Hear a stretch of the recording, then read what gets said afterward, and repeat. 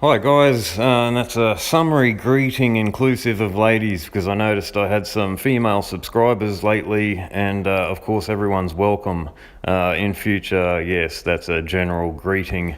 EPROM programming, reading and writing. First I'd suggest looking at Julian Lett's videos just for the basics of EPROMs if you're not already familiar with them.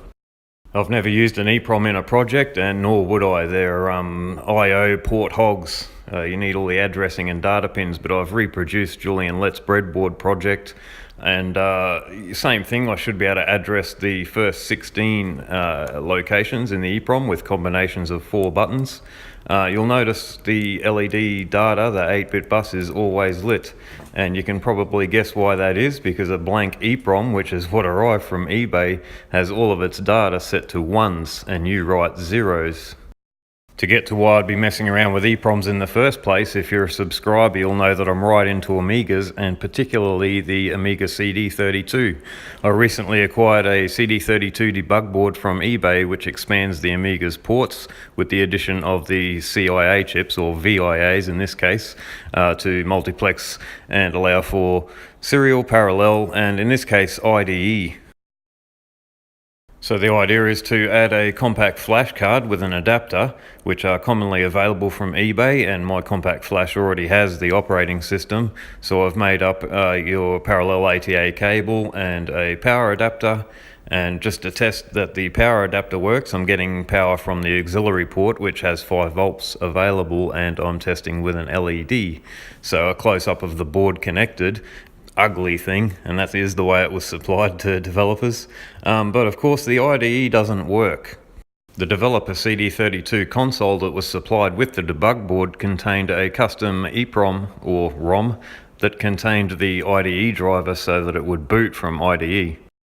So I can't just muck around with an EPROM on a breadboard with buttons for addressing. I need to automate the addressing with a microcontroller, and in this case I'm using a bunch of shift registers for addressing because I didn't have binary counters.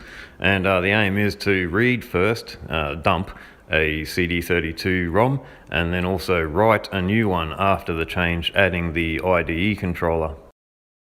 Now, of course, the 1 megabyte EPROMs that are compatible with the CD32 I got from eBay are blank as well, so I got an additional real EPROM for the CD32 to have spare. Well, it's a mask ROM, sorry. A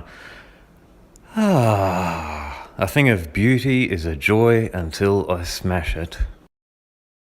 And this is where I'm up to, basically reading the EPROM through LEDs into the air. Did I just say EPROM again? This is a mask ROM manufactured with the data on it. Anyway, yeah, it's a 16-bit wide bus. That there is a dual rail supply, the 3.3 volt for the DS PIC that's controlling the thing, and also the 5 volt for the rest of it, for the logic shift registers and the EPROM itself. So the next step is I need an SD card library to be able to dump the ROM onto and write back for programming. What else?